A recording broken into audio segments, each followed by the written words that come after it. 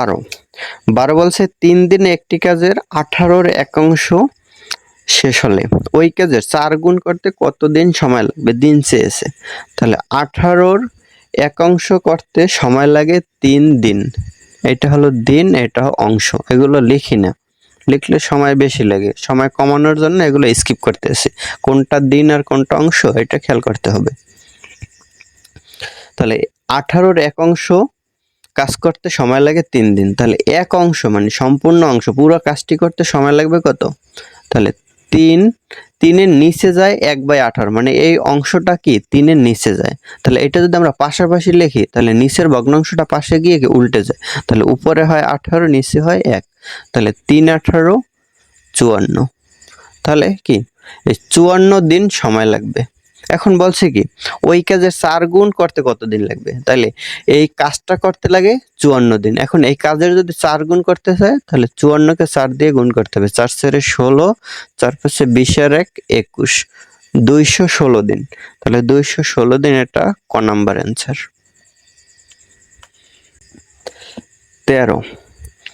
13 বলছে 15টি ছাগলের মূল্য 3টি গরুর মূল্যের সমান। তাহলে 20টি ছাগলের পরিবর্তে কয়টি গরু পাওয়া যাবে? তাহলে 15টি ছাগল সমান হলো 3টি গরু। তাহলে 20টি ছাগলে কতটি গরু হবে? তাহলে 15 থেকে 20 কিভাবে 3 কিভাবে হলো, অথবা 15 থেকে 20 কিভাবে হলো? এখন দুইভাবেই আগাই, তারপরে কোনটা সহজ হয় ওইটা করতে হবে। এই জায়গায় 15 থেকে 3 কিভাবে হয়? 15 থেকে 3 হয় 15-কে 5 দিয়ে ভাগ করলে, 3 5 15। তাহলে 20-কে 5 দিয়ে ভাগ করলে হয় 4। তাহলে অ্যান্সার হয় 4। 4 এটা আছে কত নম্বরে? ক নম্বরে। এখন যদি এইভাবে আগাই তাহলে এভাবে আগাইলে কি হয়? 15টি ছাগল সমান 3টি গরু। তাহলে 20টি ছাগল সমান কতটি গরু হয়? তাহলে 15 থেকে 20 কিভাবে হলো? 15 থেকে 20 হয় যে 15-কে যদি 3 দিয়ে ভাগ করি, তারপরে 4 দিয়ে গুণ করি, তার মানে ওভারঅলি 15-কে গুণ করতে হবে 3-এর 4 অংশ দ্বারা। তাহলে 3 5 15, 4 5 কত? 20। তার মানে 15-কে গুণ করেছি 4/3 দ্বারা। তাহলে এই 3-কেও গুণ করতে হবে কি 4/3 দ্বারা। তাহলে 3 3 বাদ যায়, এটা গুণ করলে থাকে 4। তাহলে 4 দিন। এখন এটা যেহেতু ভগ্নাংশের ঝামেলা, এই কারণে এটা করব না, এটা না করলে এটা করব। তাহলে এটা সহজ হয়। যেন 15 থেকে 3 আসছে কিভাবে? 15-কে 5 দিয়ে ভাগ করলে 3 পাই।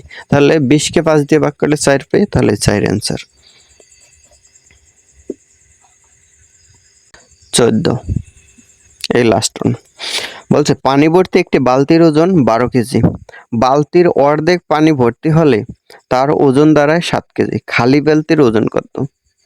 তাহলে পানি ভর্তি বালতির ওজন মানে পানির ওজন প্লাস বালতির ওজন, এইটা হয়।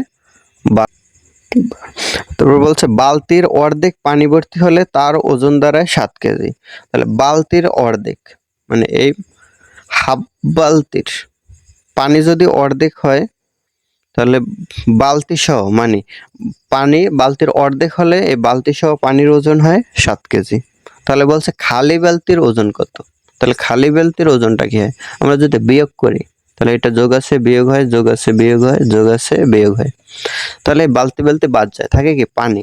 তাহলে এটা হলো পুরো পানি মানে এক থেকে তাহলে এই অর্ধেক পানি, অর্ধেক বাদ গেলে থাকে অর্ধেক। তাহলে হাফ পানি মানে হাফ বালতি পানির ওজন হয় কত? 12 থেকে 7 গেলে থাকে 5। তার মানে হাফ বালতি পানির ওজন 5 কেজি।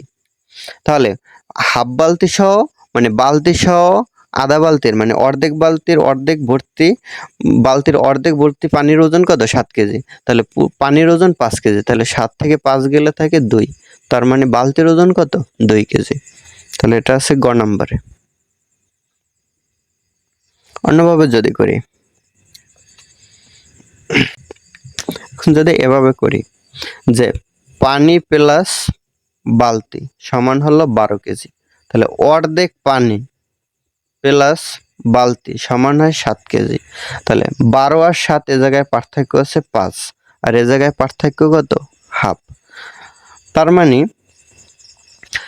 পানি ভর্তি বালতি সহ ওজন হয় 12 কেজি, আর অর্ধেক পানি কমাইলে ওজন হয় 7 কেজি। কিন্তু কি হয় যে পুরা বালতি থেকে আর অর্ধেক পানি ভর্তি আর পুরা পানি ভর্তি বালতির পার্থক্য হয় 5 কেজি কমে যায়। তার মানে অর্ধেক পানির ওজন কত? 5 কেজি। তাহলে এই অর্ধেক পানি সহ বালতির ওজন 7 কেজি, তাহলে অর্ধেক পানির ওজন হয় 5 কেজি, তাহলে বিয়োগ করলে হয় 2 কেজি। অথবা এই 5 কেজির যদি ডাবল করে হলে 10 কেজি, তাহলে 12 কেজি থেকে 10 কেজি বাদ দিলে থাকে 2 কেজি। মানে অর্ধেক পানির ওজন তো 5 কেজি, তাহলে পুরো পানির ওজন কত? 5 2 গুণে 10, তাহলে 12 থেকে 10 বাদ দিলে 2, তাহলে এভাবে বের করা যায়, এভাবে বের করা যায়। তাহলে 2 কেজি, এটা হলো কি বালতির ওজন। গ নাম্বার।